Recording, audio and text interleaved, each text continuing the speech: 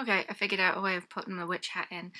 I need a head for it, for when it's too hot to wear it. I know, I said I was going to try and keep on top of Short Story Saturday so it wouldn't become Short Story Sundays. However, my workplace decided to bring sale forward by a week, so I've been stressed all week and I didn't want to burn out by making myself do extra stuff amongst my very limited free time right now. So Short Story Sunday, I would not be surprised if I'm doing the same next week or the week after.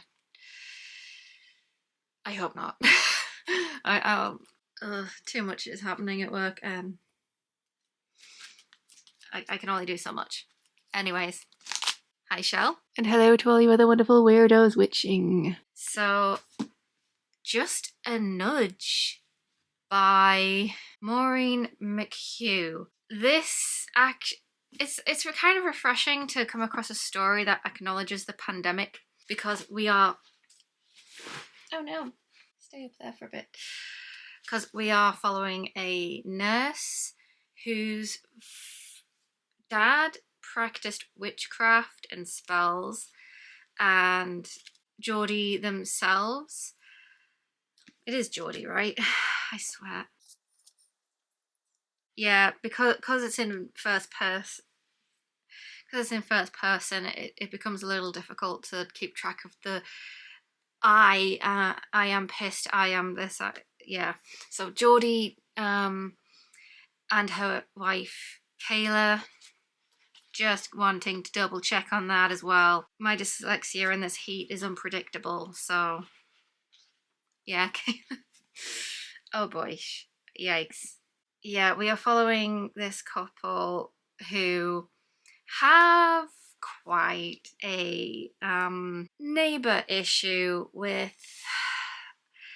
the fact that not only is he homophobic, but he's also a hoarder, and it's becoming a bit difficult because during Kayla's pregnancy, she couldn't go outside to their back garden to get a lemon from the lemon tree, and that's mainly because the mosquitoes that were a big problem in next door's garden, because it's become a bit of a hoarder's paradise in the back garden. It's not best, and all the mosquitoes are hanging around, and it's become very unsafe for Kayla to use the back garden whilst she was pregnant.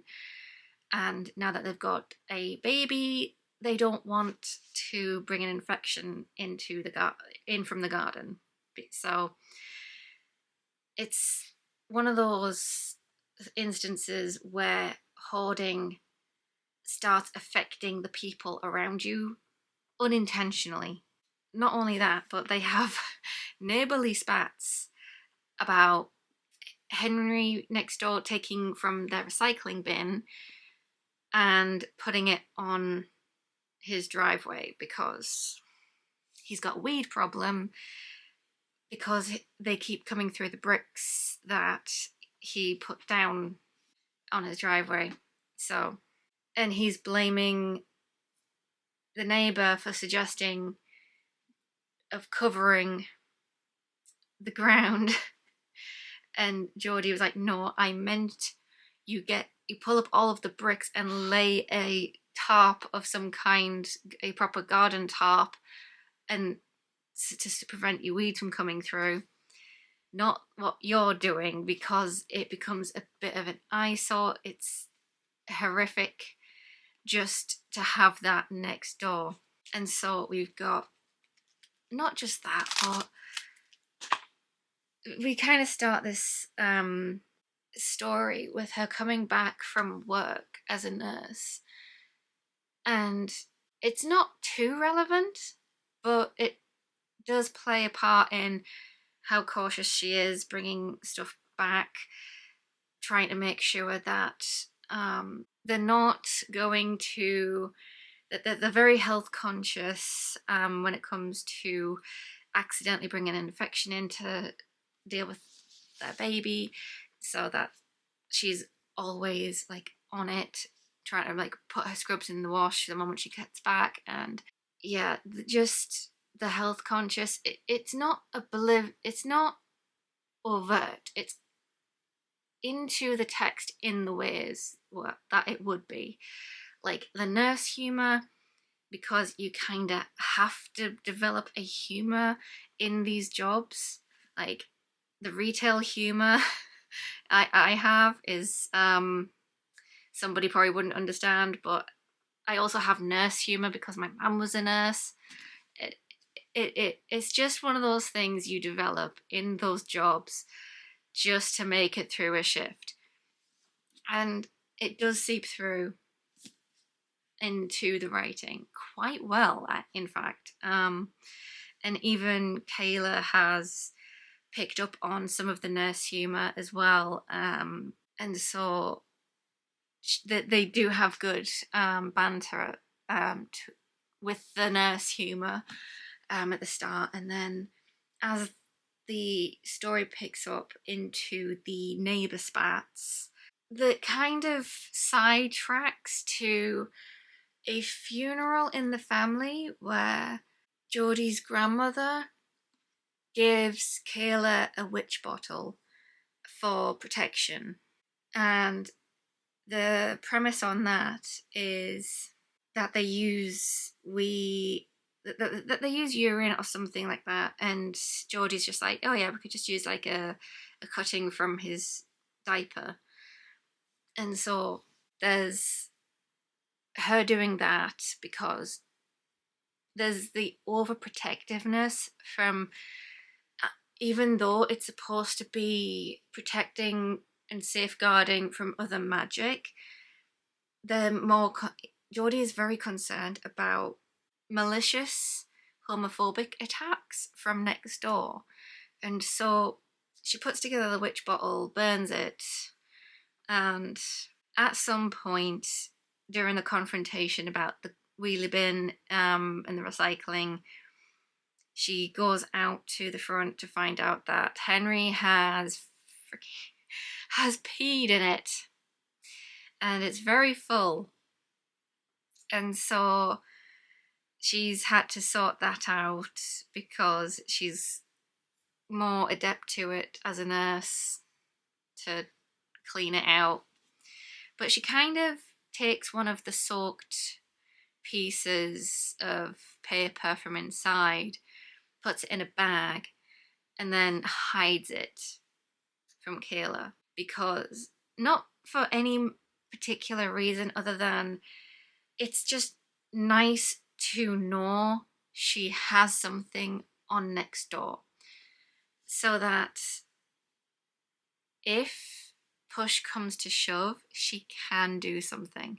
Kayla does kind of try to calm Geordie down by saying, I know you're stressed from everything at work with the pandemic and everything, but you are overreacting right now with the recycling. You can take it because we are throwing it out.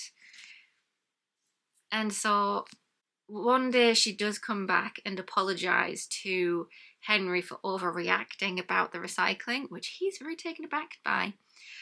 And then she goes round and Kayla storms in. Henry is stealing electricity from us. There's a slight puzzlement, but she goes round and Kayla shows her that the outlet on the outside of the house has a plug in it, and it's been buried. The cable has been buried, and it goes under the fence and into Henry's back garden. So he's been siphoning electricity from his neighbours. And when they confront him, he's just like, my mother used that lemon tree in the shed in the shed yard out back until you put that fence up. And it's just like, it's our property, we can do that. He kind of came across like that entitled neighbor. Oh, it kind of reminded me of that one person who was like, I think it was like somebody had shared a doorbell film of a neighbor saying, why did you change the password on your Wi-Fi? It's free Wi-Fi, even though it's private Wi-Fi. But if it makes it out to the pavement, it's still public Wi-Fi.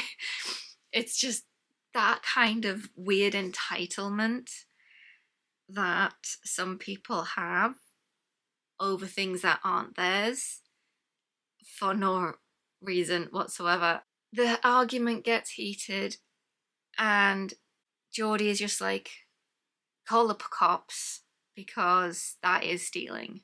Henry hits back, going, you do that and I'll call social services and get your child taken away. He needs a father, not two mothers. He needs a role model. The typical homophobic way of, you know, I don't know. It's just the stupidity of certain things that come out of people's mouths when they are just, they just don't like anything gay.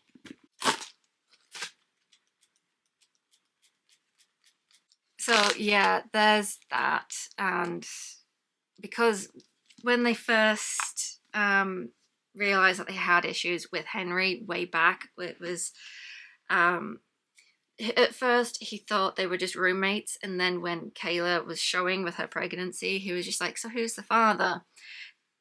He wasn't understanding right away that there wasn't a father. And it's just, he did not like that, and it continued even with the arguments between the certain things that we're having issues with, and yikes. And so because in this final argument with Henry, Geordie can't call the cops, because what if they get somebody who doesn't like lesbians, which is incredibly valid. It's kind of insane how even in adoption, it's difficult for people to adopt if you're not even straight, or if you're not in a straight relationship. And it's horrific how certain people are viewed, even though they would be better parents than some straight people out there. Yikes. Like, seriously. It is insane. Just the adoption rules, it's difficult for queer relationships to adopt. It's difficult to be taken seriously as a parent, and so they typically opt for IVF and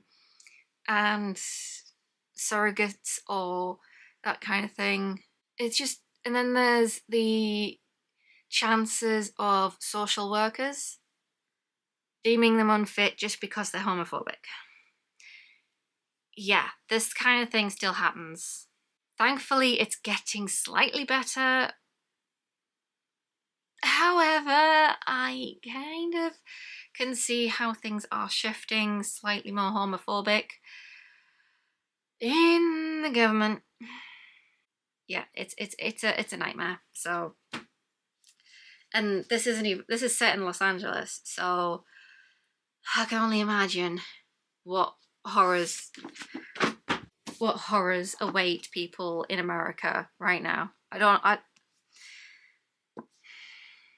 Yeah, that's one of the horrors that leads Geordie to taking drastic action.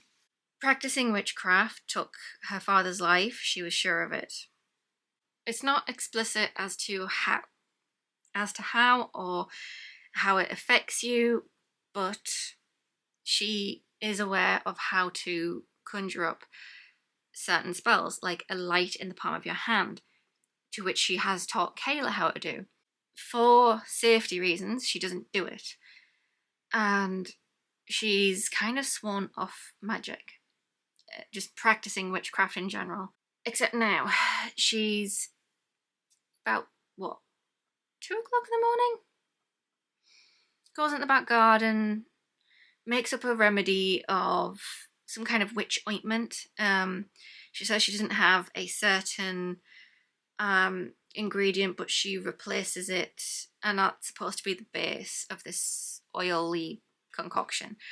And so it's supposed to make you trip, but the trick is to get on top of it and control the trip, which is how you are able to fly and not let it fly you.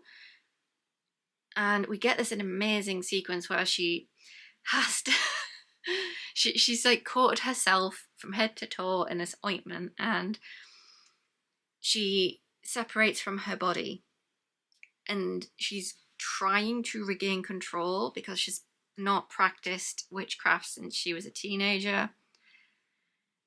And she goes next door. She sees inside Henry's house. Then she finds him. In fact, well, she wakes him up, puts her hand on his forehead to paralyze him, and then starts talking to him like she would her patient. Because every single time she does something with her patient, she has to explain what she's doing, how she's going to do it. And she does that with her baby every time she's changing the nappy, and now she's doing it with Henry. I'm just going to just a nudge as she puts her other hand to his chest. It won't hurt, she says, even though she has no idea. But she says it anyways. And yeah, she kills him. And that's where the story ends, because what else is there except trying to protect your family from a homophobe, and a potential homophobe on social services as well, because you don't know who you are going to get. And so she abandons her oath to not do witchcraft just because it can be dangerous, to protect her family, to not have her son taken away from her and Kayla. That was this week's short story. It was fun in just the interactions that Geordie had throughout, and just being inside Geordie's head.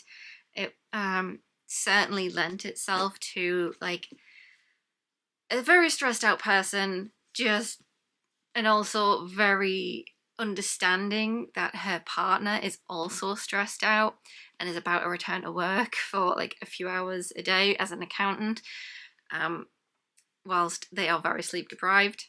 And it's nice seeing that recognition there.